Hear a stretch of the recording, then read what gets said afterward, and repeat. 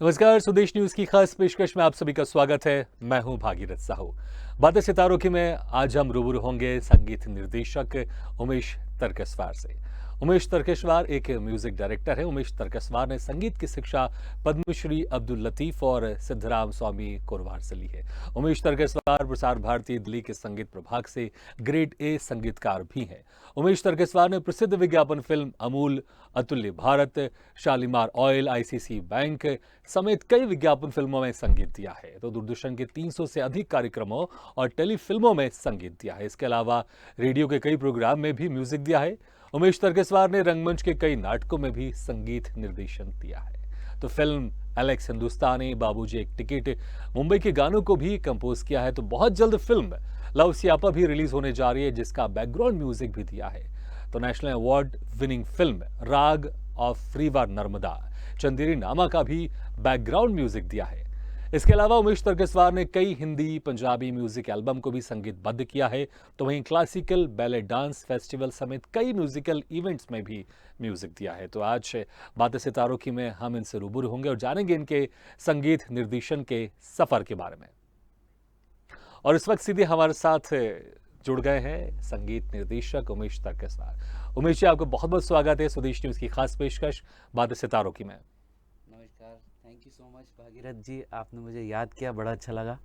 Covid में ऐसा लग रहा था कि सब धीरे धीरे जी शांत हो गया, अभी कुछ अच्छा मोटिवेट करने के लिए नहीं, आपने बिल्कुल। याद किया, जिस बहुत तरह अच्छा से लग रहा है। 2 जी साल बीते हैं कोविड के, जी वो जी बड़े ही खराब रहे हैं। किसी भी क्षेत्र की बात कर ले, और खासकर आपके जो क्षेत्र है, जी जो जी खासकर जिसमें आप म्यूजिक तैयार करते हैं, क्योंकि फिल्मों का काम बंद था, जी टीवी जी सीरियल के काम अक्सर बीच में बहुत समय तक बंद थे, फिर वो भी शुरू हुए, लेकिन करेक्ट। इस तरह के जो काम थे उसमें ज्यादा प्रभाव पड़ा था। जी और जी अब धीरे धीरे चीजें खुल रही हैं और फिल्में भी अच्छा बिजनेस कर रही हैं, और इसी उम्मीद के साथ कि अब कोरोना दोबारा वापस नहीं नहीं आएगा, पूरी आएगा। तरह से खत्म हो जाएगा। हम जी सबकी जी यही उम्मीद है। जी जी उमेश जी, सबसे पहले हम ये जानना चाहेंगे उमेश जी कि आखिर शुरुआत आपकी कैसे हुई, कि आप बहुत बचपन से ही आप संगीत निर्देशक बनना चाहते थे, या फिर कुछ आप कर रहे थे और कुछ और आप बनना चाहते थे, और इत्तेफाकन आपके इस फील्ड में आना हुआ और धीरे धीरे फिर ये सिलसिला बढ़ते गया जी और जी फिर आप आगे जाके संगीत निर्देशक बन गए, म्यूजिक डायरेक्टर बन गए। वाह, बहुत ही संयोग की बात है कि मम्मी के साथ मैं भजन गाने जाता था उनके साथ मंदिरों में। जी। तो मैं भजन गाया करता था, वो जो गाया करती थी। हाँ। तो पहले तो यही था कि मुझे सिंगर बनना है, ऐसा मेरे मन में लगता था जी। कि सिंगर बनना है।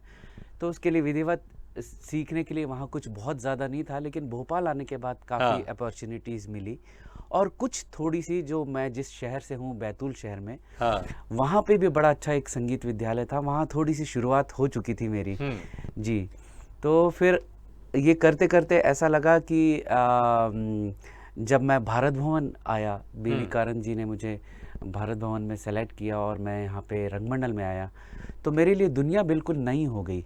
और भारत भवन जैसे मेरे लिए स्वर्ग हो गया, और मुझे इतना सीखने को मिला। धीरे धीरे मेरे थॉट्स बदलते गए, धीरे धीरे समय बदला। चूँकि मैं पढ़ाई भी साथ कर रहा था और भारत भवन रेपेट्री में साथ में जी। काम भी कर रहा था, तो बहुत सारी चीज़ें में बदलाव आया। उसके बाद मैंने एक निष्कर्ष पे पहुंचा कि मैं शायद गाने से अच्छा म्यूज़िक कंपोज कर सकता हूँ। जी तो आपको लगा कि सिंगर से अच्छा आप जी संगीत जी निर्देशक आप बन सकते जी हैं। जी जी तो बिल्कुल। शुरुआत में आपने एज ए सिंगर आप बनना चाहते थे, उस वक्त कौन से सिंगर आपको इंस्पायर्ड करते थे, और उस वक्त उम्र क्या थी जब आपने भारत भवन, जो कि वहां पर बहुत रंगमंच होता है जी पूरे जी देश में, हर कोई जो भी इस रंगमंच से जुड़े वो जानते हैं कि भारत भवन की एक इम्पोर्टेंस क्या है। जी जी जी मैं 1989 में भारत भवन आया था, और उस समय मैं थिएटर के बारे में भी बहुत ज़्यादा डीप नहीं जानता था, जी। क्योंकि मैं अपने शहर में बहुत छोटी जगह में से हूँ। तो वहाँ जो थिएटर का प्रोस्पेक्ट था बहुत अलग था, वहाँ स्तर बहुत अलग था। लेकिन यहाँ आके देखा, और यहाँ पे जो बदलाव मुझ में आया, उसके बाद बहुत सारी चीज़ चेंज हुई है, बहुत सारी चीज़ें चेंज हुई। और जैसा कि आप कह रहे थे कि मेरे आदर्श कौन थे उस समय संगीत का, तो उस समय तो हम लता जी, आशा जी और किशोर दा, रफ़ी साहब, सोनू निगम, हरिहरन जी, शंकर महादेवन, इन सबको ही सुना करते थे। तो यही जी। ऐसा लगता था कि ऐसा कुछ होना चाहिए, तो ऐसा होना चाहिए। जी जी जी। अच्छा, उसके बाद फिर आपने रंगमंच में आपने हाँ। संगीत देना शुरू किया आपने।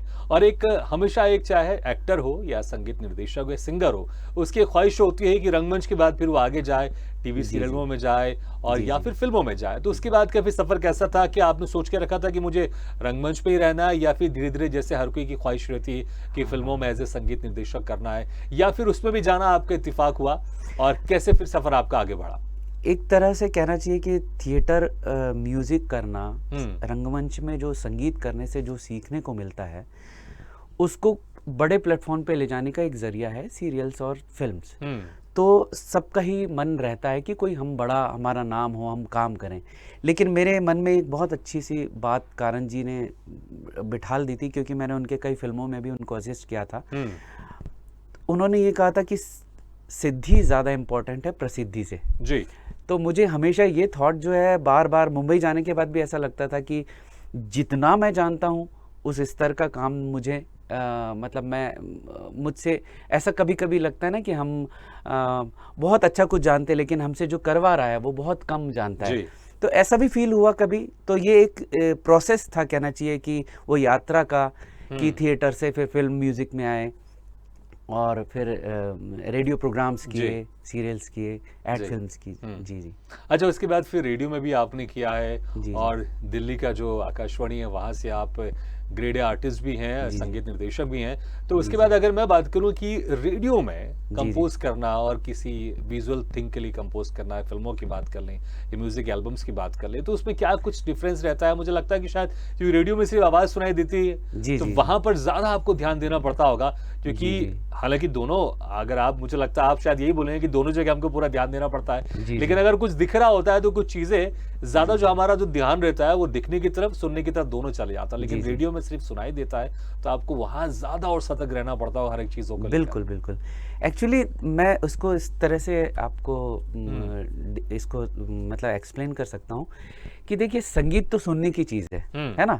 जब हम इसको डांस की बात नहीं कर रहा हूँ मैं, स्पेशली म्यूज़िक संगीत गाने की। हुँ, और इनफैक्ट जब जब भी हम रेडियो के लिए कार्यक्रम किए हमने, तो हम ये ध्यान रखते हैं कि अगर हमारे दरवाजे पे डोर बेल भी बजी है, हुँ, तो हमें उसका साउंड क्रिएट करेंगे, तब ऑडियंस समझ पाएगी कि अच्छा डोर बेल बजी, जी, तब आया है कोई। तो हमने वो जो ये रेडियो के कार्यक्रम के लिए इतनी सतर्कता से और इतना अच्छा रिसर्च करके काम हुँ, किया कि हमारे 2-3 प्रोग्राम्स आज भी वतन का राग, हिंदुस्तान हमारा, आज़ाद रेडियो हिंद पे चलते हैं, जी, जो कि अभी भी लोग सुनते हैं। और मुझे याद है भागीरथ जी, उस समय चिट्ठियाँ आती थी, हुँ, तो एक रूम था जो स्वराज संस्थान का, एक पूरा चिट्ठियों से भर जाता था। हुँ, इतनी ज़्यादा उसकी मतलब उसकी प्रशंसा में लिखते थे लोग और चाहते थे कि नया-नया कुछ-कुछ सुने। हुँ, हमने एक सीरीज़ पे काम किया था, पूरा स्वतंत्रता संग्राम सेनानियों की सीरीज़ हुँ, थी, उनके ऊपर हमने काम किया था ये। जी। अच्छा, जी, दूरदर्शन जी। में आपने 300 से ज़्यादा है, उसमें कुछ कार्यक्रम भी शामिल हैं, कुछ शॉर्ट फ़िल्म्स में शामिल हैं, कुछ टेलीफ़िल्म शामिल हैं। जी, जी, जी, जी। 300 का आँकड़ा बहुत ज़्यादा होता है जी, जी, और जी। आपने 300 से ज़्यादा आपने शॉर्ट फ़िल्में, टेलीफ़िल्में, जी, दूरदर्शन जी, जी। कार्यक्रम में आपने म्यूज़िक दिया है। तो ज़रा इस सफ़र के बारे में बताओ। पहला जो काम था आपका दूरदर्शन हाँ, में, हाँ। वो कौन-सा काम था? क्योंकि मुझे लगता है पहला जो ब्रेक होता है, जब रंगमंच के बाद जो पहला ब्रेक होगा आपका, वो भी मैं जानना चाहूँगा जी, जी। कि टीवी के लिए या फ़िल्मों के लिए वो कौन-सा पहला ब्रेक था? और दूरदर्शन का जो पहला ब्रेक था, वो कौन-सा था? हाँ जी, हाँ जी। भागीरथ जी, जो दूरदर्शन के लिए जो काम किया, हुँ, उसमें मैं बड़ा सौभाग्यशाली हूँ कि मैं जब थिएटर म्यूज़िक कर रहा था बाहर, तो हमारे एक मित्र हैं, जो थिएटर करते हैं वो हुँ, भी, मोहन द्विवेदी नाम है। उन्होंने एक फ़िल्म का म्यूज़िक करने के लिए मुझे दिया जी। फर्स्ट टाइम, और वो मेरी पहली फ़िल्म थी। मुझे इतना डर लग रहा था कि दूरदर्शन की में पूरा रिकॉर्डेड जाएगा, रिकॉर्डिंग हाँ, कहाँ होगी? भोपाल उतना उस समय अपडेटेड नहीं था, जी। रिकॉर्डिंग स्टूडियोज़ वैसे नहीं थे, तो नॉलेज ही नहीं था, जो रिकॉर्डिंग होनी दूरदर्शन में जाके होनी है। हाँ, तो हमने बड़ा अच्छा एक वहाँ पे मैंने एक लर्निंग का जो प्रोसेस हुआ कि फ़िल्म को देखते थे, फिर उसका म्यूज़िक करते थे, हुँ, फिर यहाँ इंस्ट्रूमेंट बजाने वाले बैठते थे। वो जो प्रोसेस था, हाँ, उससे हमारी शुरुआत हुई, और वो मैं आज भी याद आता है कि वो ही बेहतर थी। उसमें बड़ा मज़ा आता था। हुँ, तो वहाँ से शुरू हुआ, और इतनी क्विकीज़ फ़िल्म होती थी, छोटी-छोटी, जी। 2 मिनट की फ़िल्म, 1 मिनट की फ़िल्म, 20 मिनट की फ़िल्म, 15 मिनट की फ़िल्म, बहुत सारी योजनाओं की फ़िल्म भी होती, जो हुँ, सरकारी योजनाएँ जो दूरदर्शन पे भी दिखाई जाती है। तो मुझे आंकड़े तो याद नहीं, मैंने 200 के बाद लिखना बंद कर दिया था बायोडाटा में, हाँ, क्योंकि क्या होता है ना कि जब हम एक प्रोसेस में होते हैं तो ये सब चीज़ें फिर छूट जाती जी, पीछे कि आपने क्या काम किया, क्या करने। बिल्कुल। जी जी जी। हाँ। अच्छा, फिल्मों की बात करें तो जी फिल्मों जी का जो सिलसिला था वो कैसे शुरू हुआ, और कौन सी वो पहली फिल्म थी जिसमें आपको जी फिल्मों के जी गाने, आपको म्यूजिक कंपोज करने का मौका मिला? जी जी। पहली फिल्म थी एलेक्स हिंदुस्तानी, जिसमें हम्म, ओमपुरी लीड कर रहे थे। हम्म, संयोग वश उनकी डेथ हो गई, तो वो फिल्म हम्म, अभी मतलब होल्ड पे है वो। जी, तो मुझे मैं सीरियल्स के म्यूज़िक कर ही रहा था मुंबई में। हाँ, तो सीरियल्स के म्यूज़िक करते करते ही हमारा जो माउथ पब्लिसिटी से जहीं कहीं कोई सजेस्ट करता है किसी को, तो हम्म, मेरे मेरे एक किसी मित्र ने किसी को सजेस्ट किया कि आप इनसे करवा के देखिए। हम्म, तो मैंने 2 स्क्रैच बना के ले गए थे उनके लिए। जी, उनको बहुत पसंद आया, जिसको एक सोनू निगम ने और एक कैलाश खेर जी ने क्या गाया था। बात है, जी। बहुत बढ़िया। जी, जी। अच्छा, तो सोनू निगम और कैलाश खेर जी के साथ कैसा एक्सपीरियंस था? क्योंकि डेफिनेटली दिल में धक-धक तो हो रही होगी, आपकी धड़कनें तेज़ होगी, क्योंकि जब बड़े सिंगर हाँ, हो तो बिल्कुल, आपको बिल्कुल। आपको आपको बताना होता है कि आपको ऐसे गाना है, तो बिल्कुल। कहीं न कहीं डर कि तुम मुझे बताओगे कि हाँ, कैसे हाँ। गाना है, तो एक नहीं, डर नहीं। भी ऐसा रहता होगा। तो नहीं, कैसा एक्सपीरियंस था, बिल्कुल, वो बिल्कुल मैं डर जान लगता है, जी। और जो पहला काम होता है उसमें तो डेफ़िनेटली डर लगता ही है। हाँ, और मैं तो सोचता हूँ कि हर काम में डर लगता है मुझे, जी, कि वो अच्छा होना चाहिए। हाँ, और ये डर नहीं रहेगा तो काम आपका अच्छा नहीं होगा। बिल्कुल। तो ये एक बहुत अच्छी बात आपने कही कि डर आपको कैसा एक्सपीरियंस रहा? हाँ, शुरू में तो जो मैंने डमी, जो हम लोग जिसको क्यू लाइन गा के भेजते हैं हम हुँ, सिंगर को, हुँ, मेल करते हैं कि आप सुन लीजिए, ऐसा-ऐसे जी, कंपोज़िशन है। तो वो क्यू लाइन सुनने के बाद ही मुझे इतना अच्छा रिवर्ट आया वहाँ हुँ, से कि अरे ये तो बहुत अच्छा आपने गाया है। मतलब जिनने गाया बहुत अच्छा गाया, उनको नहीं जी, पता कि मैंने गाया था। तो उन्होंने बोला ये जिन्होंने गाया बहुत बढ़िया गाया यार, ये तो हाँ, क्यों हमारी आवाज़ चाहिए, ऐसे मस्ती में कहा उन्होंने। हाँ, तो एक पहला मोटिवेशन यहीं से मिला, यहीं से थोड़ा कॉन्फिडेंस बढ़ा। जी, और दूसरी एक बहुत अच्छी बात मैं आपको बता रहा हूँ भागीरथ जी, कि अगर आप सीख के हुँ, प्रॉपर विधिवत नॉलेज के साथ कहीं भी जाएंगे, तो वो डर थोड़ी देर में फुर हो जाता है आपका। बिल्कुल, बिल्कुल। और फिर अभी अभी रिसेंटली मैंने ऐड किया कैलाश खेर जी के साथ में, कोविड हाँ, के दौरान ही। जी, तो हम लोग आ जा नहीं सकते थे, फ्लाइट्स बंद थी। मैं यहाँ स्टूडियो में था, वहाँ अपने स्टूडियो में हुँ, कैलाश जी थे। उनसे हमने फ़ोन पे ही गा के और वहीं से रिकॉर्ड करके बुला अच्छा, लिया। तो ये जो कॉन्फिडेंस बढ़ता है ना बाद में, हाँ, वो आपको, अगर आपने लर्न किए हों, तो जी, आपको बहुत आराम से आप कर सकते हैं काम फिर। बिल्कुल। जी, जी। अच्छा, अनूप जलोटा जी के साथ भी आपने काम किया, और जी, जी, शान के जी, साथ जी। तो आपने बताया, ज़िक्र जी, जी, जी। किया ही आपने काम। जी, तो जी। क्या कुछ कोई ऐसी बातें जो उन्होंने आपसे कही हो और आपको हमेशा याद रहती हो, क्योंकि बड़े सीनियर लोग हैं, और कुछ ऐसी बातें उन्होंने ज़रूर आपसे कही होगी, या कुछ जी, आपके जी। काम को लेके, या आपके एक्सपीरियंस को लेके, या कुछ ऐसा कुछ टिप्स दिए होंगे? अगर कुछ याद हो तो हम ज़रूर सुनना चाहेंगे, क्या जी, कहा जी, जी, उन्होंने? बिल्कुल, बिल्कुल। मुझे अच्छे से याद है, शबाब साबरी जी, जिनका नाम आपने सुना होगा, हुँ, जिन्होंने ये हमका पीनी है, वो जी, जो कौन-सी दबंग फ़िल्म थी शायद, हाँ, उसमें गाया था। उन्होंने एक मेरी फ़िल्म में एक कव्वाली का पार्ट था जिसमें शान थे, हाँ, उन उसका शुरू का पार्ट उन्होंने गाया था। जी, तो जब हम लोग क्यू लाइन सुनाते हैं ना, हुँ, तो उन्होंने मुझे एक चीज़ बड़ी अच्छी कही उस समय, कि बहुत सारे लोग म्यूज़िक कंपोज़र हैं मुंबई में, हुँ, लेकिन ये हमको बहुत अच्छा लगा कि आप सारा कुछ गा के एक्सप्लेन कर देते हैं। हाँ, हार्मनीज़ भी एंड उसकी जो उसकी कंपोज़िशन की जो फ़ील जी, है वो भी। तो ये मुझे ऐसे बहुत सारे लोग से, कैलाश खेर जी से हैं, और शान से, तो उनके साथ तो बहुत सारे ऐड फ़िल्म्स भी हाँ, मैंने की है, उन्होंने बहुत सारे मेरे इसके लिए गाया है। तो मुझे बड़ा खुशी होती है कि कोई बड़ा हुँ। आर्टिस्ट अगर आपके काम को एप्रिशिएट करता है, तो वो आपके लिए बड़ा एनर्जी वाला पल होता है कि अब हम कुछ और अच्छा करेंगे। बिल्कुल, जी, फ़िल्म जी। बाबूजी एक टिकट, जो कि जी, राजपाल जी। यादव की, इसमें भी आपने बैकग्राउंड, जी, इसमें जी। भी आपने इनके जी, गानों को जी, जी, म्यूज़िक जी। दिया आपने। जी, तो जी। कुछ एक्सपीरियंस बताया इसका, कि क्योंकि वो जो एलेक्स हिंदुस्तानी थी, ओमपुरी जी वाली, वो जी, भी जी, थोड़ी जी। होल्ड में आपने बताया, हाँ, बाबूजी हाँ। हिंदुस्तान, बाबूजी एक टिकट मुंबई, जी, नाम जी। भी बड़ा इंटरेस्टिंग है, जो कि हाँ रिलीज़ जी। हो चुकी है। जी, तो जी, जी। कैसा था? और जब आपने पर्दों में देखा होगा और आपके गाने चल रहे होंगे, तो उसका एक एहसास अलग होता होगा? जी, जी, जी, बिल्कुल। ये तो बड़ा अच्छा संयोग की बात है कि देखिए, अगर आपका काम किसी के माइंड में हाँ, अगर अंडरलाइन हो जाता है आपको, तो वो आप फिर कहीं न कहीं से वो ढूँढ लेता है हमको। हुँ, हमारे एक मित्र हैं, जो उसके प्रोड्यूसर भोपाल के ही थे। जी, उन्होंने मुझे ढूँढ लिया और उन्होंने बोला कि यार ये बुंदेलखंड के पूरे एटमॉस्फेयर, हाँ, मतलब इसका जो पूरा इस वो है, फील वैसा जी। है। तो चूंकि मैं भोपाल में रहा हूँ और हाँ। बहुत सारे फोक के कार्यक्रम किए हैं, बहुत सारे जी। फोक भारत भवन में फोक सीखा है थोड़ा सा, जो भी हम लोग ने नाटक किए हैं, मालविका अग्निमित्रम, वो सब बुंदेलखंडी में ही थे। हाँ।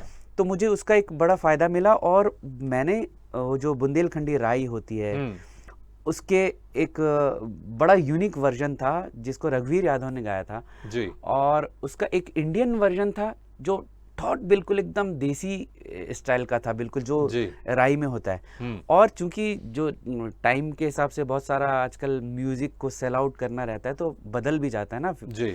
तो रिक्वायरमेंट बदल जाती, तो हमने एक रिमिक्स भी बनाया था उसका बुंदेलखंडी राई का। जी। तो ये बड़े अच्छे एक्सपीरियंस रहे, बड़ा मज़ा आया उसमें। उसमें एक गाना शायद उसी में ये कव्वाली भी थी, शान ने जो गाई थी। हाँ। और इन्होंने शबाब साबरी जी जी। ने गाई थी। जी। अच्छा, हालांकि जब हम प्रोग्राम शुरू करने वाले थे तो आपने कहा था कि मेरे पास गिटार नहीं है, हाँ तो जी, हाँ जी।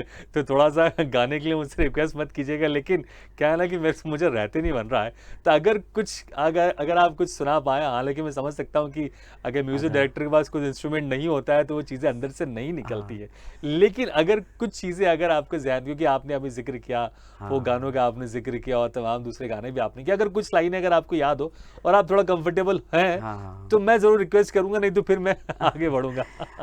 अगला सवाल मैं कुछ सोचता हूँ कि आपके पास डेफिनेटली आप एक बार मैं सिर्फ गिटार लेकर आऊंगा जी, और मैं आपकी की जो जितनी फरमाइशें हैं वो पूरी करना चाहूंगा। चलिए। क्योंकि देखिए क्या होता है, बस ये है कि मैं प्रॉपर तैयारी से नहीं आया हूँ, कहना चाहिए।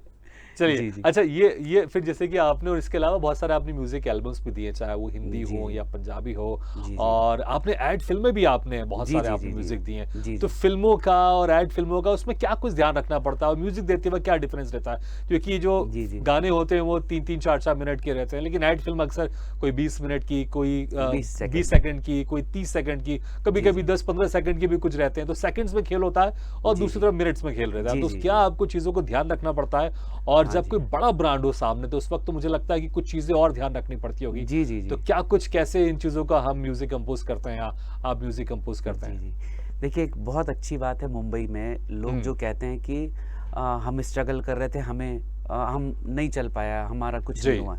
एक कहते हैं ना, जनरली लोग ऐसा कहते हैं कि मुंबई गए थे, कुछ हुआ नहीं, है ना? मैं इस थॉट के बिल्कुल अपोजिट हूँ। अगर आपको काम आता है तो आपको मुंबई क्या, दुनिया में किसी भी जगह पे काम मिलेगा, बिल्कुल। है ना? अगर आप किसी को अच्छा काम करके देंगे तो वो क्यों नहीं चाहेगा कि जी। उसको अच्छा काम मिले।